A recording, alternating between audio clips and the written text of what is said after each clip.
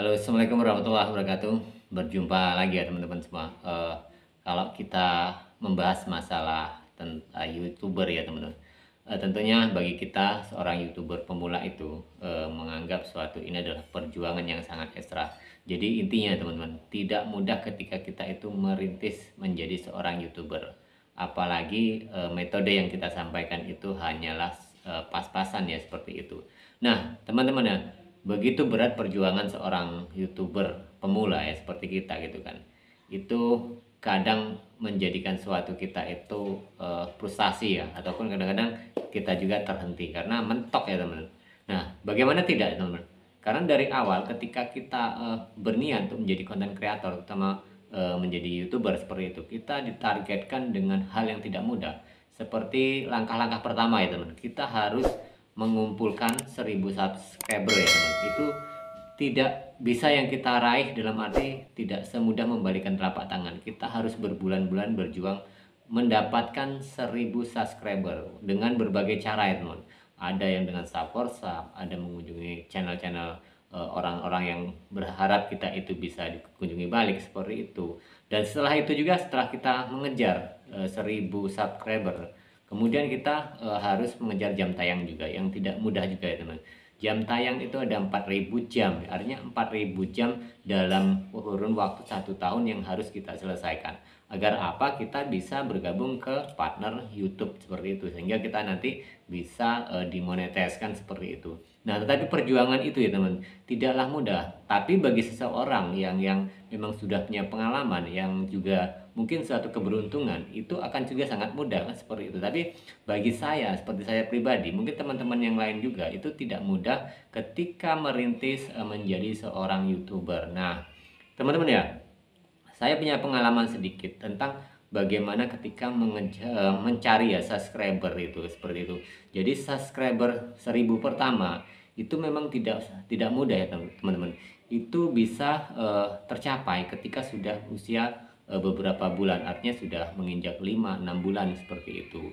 Dan kemudian ya teman-teman, dengan cara apa kita bisa mendapatkan itu? Nah, seperti saya katakan tadi teman-teman, kita mungkin bisa bergabung dengan teman-teman di komunitas seperti itu, ataupun di grup-grup seperti itu, grup youtuber pemula seperti itu. Tapi lagi-lagi teman, tidak mudah juga, karena dengan support sub juga itu tidak semata-mata kemudian subscriber kita itu semakin bertambah. Kadang-kadang kita hari ini ya teman, kita hari ini sudah mengunjungi ataupun kita sudah saling inbox ya, kepada teman-teman, ataupun menggunakan WA itu seperti teman, WhatsApp ya teman, kita sudah janjian ini hari ini ada 10 subscriber yang sudah kita sudah kita lakukan, ataupun teman-teman sudah meng-subscribe kita ya.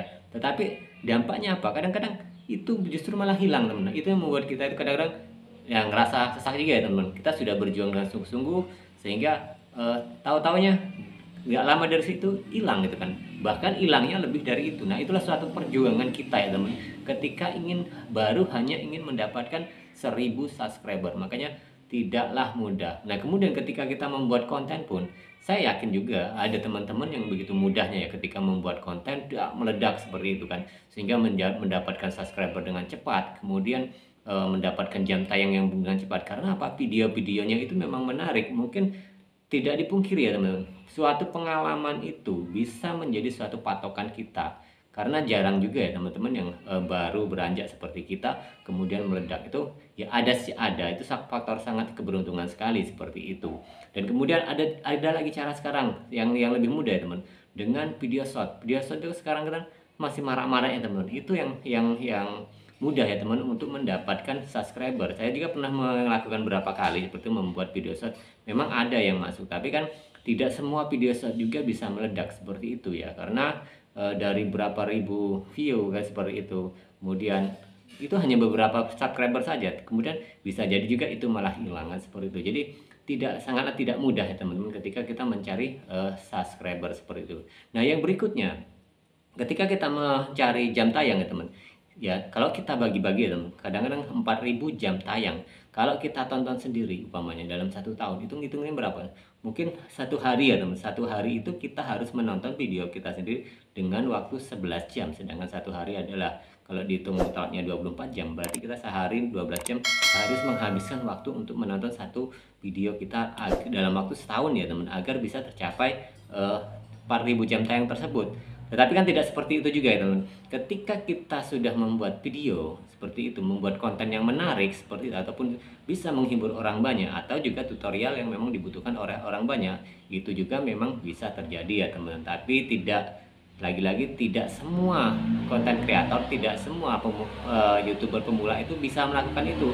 Termasuk saya sendiri juga sangat sulit melakukan hal seperti itu. Nah, jadi intinya mencari subscriber, mencari jam tayang itu tidaklah mudah. Nah, saya sendiri yang melakukan ya teman-teman. Dalam jangka 1 tahun memang bisa memonetis 2 akun ya teman-teman. Tetapi ini perjuangan sangat luar biasa teman-teman. Ini juga apa ya, artinya di video yang saya di akun ini ya teman-teman, itu memang banyak dicari orang juga. Artinya kemarin tuh pas apa ya, banyak orang tentang usaha ya teman-teman, tentang usaha sehingga banyak ditonton. Nah, itulah yang membantu saya mendapatkan jam tayang itu lebih cepat kan seperti itu, sehingga dalam waktu 4-5 bulan itu satu akun, satu channel itu bisa dimonetis. Nah, seperti itu gambaran. Jadi intinya ya teman-teman, ketika teman-teman ingin menjadi seorang YouTuber itu memang harus dipikirkan matang-matang apa yang akan teman-teman buat, konsep apa yang akan teman-teman suguhkan kepada pemirsa ya teman, atau orang-orang yang ingin membutuhkan